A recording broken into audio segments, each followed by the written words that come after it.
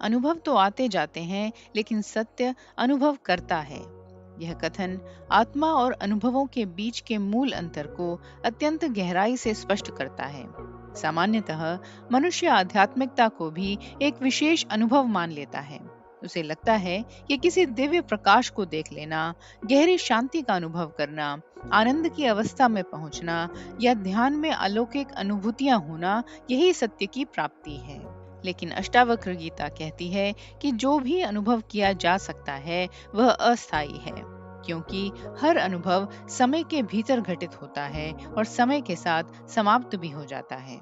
इसलिए सत्य कोई अनुभव नहीं हो सकता। सत्य वह है जो हर अनुभव के आने जाने का साक्षी है।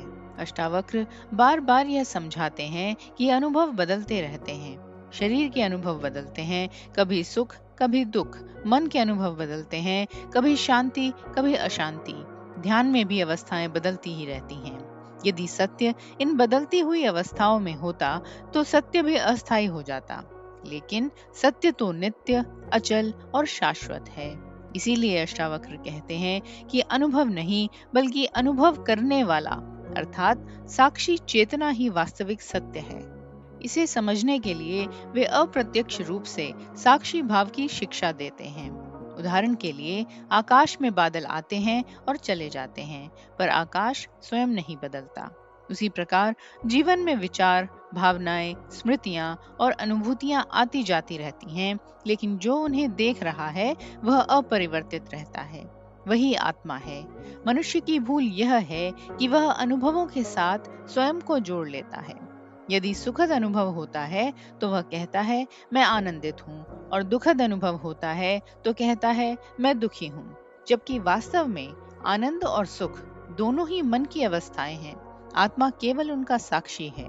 अष्टावक्र गीता यह भी बताती है कि आध्यात्मिक साधक अक्सर अनुभवों के जाल में फंस जाते हैं। उन्हें कोई विशेष ध्यान या अनुभूति होती है तो वे उसे ही अंतिम सत्य मान लेते हैं। फिर वे उसी अनुभव को बार बार पाने की कोशिश करते हैं।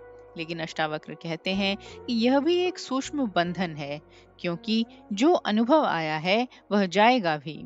यदि शांति का अनुभव आया और चला गया तो वह सत्य नहीं था। सत्य वह है जो शांति और अशांति दोनों को देख रहा है। यही कारण है कि अष्टावक्र आत्मा को साक्षी कहते हैं।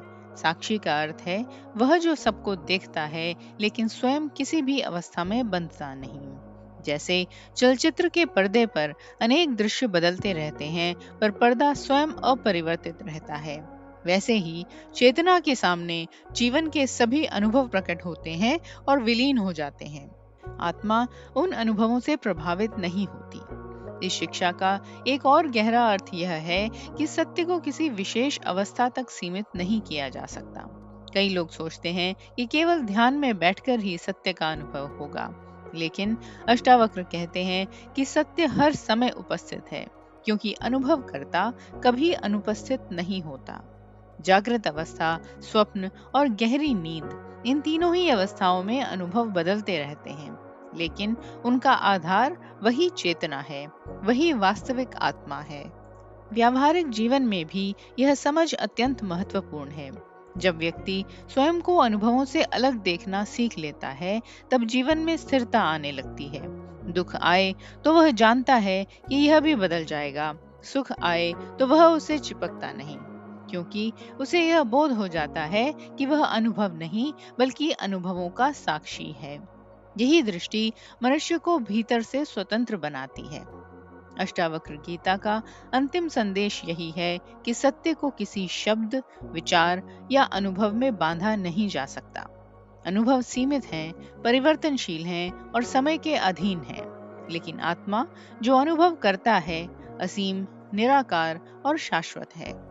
जब साधक अनुभवों का पीछा करना छोड़ देता है और उस साक्षी को पहचान लेता है जो हर अनुभव के पीछे मौन रूप से उपस्थित है, तब वास्तविक आत्मबोध प्रकट होता है। वही सत्य है, वही मुक्ति है और वही अष्टावक्र की शिक्षा का सार है। आप देख रहे हैं सुनो और सुनते ही रहो। हमारा चैनल प्राचीन ग्रंथों की गहन शिक्षाओं को सरल भाषा में आप तक पहुंचाने का एक प्रयास है। हमारे उत्साहवर्धन के लिए लाइक, शेयर, कमेंट और सब्सक्राइब ज़रूर करें। यदि आप इस मिशन में सहभागी बनना चाहते हैं तो चैनल ज्वाइन करें और इस यात्रा में हमारे साथ चलें।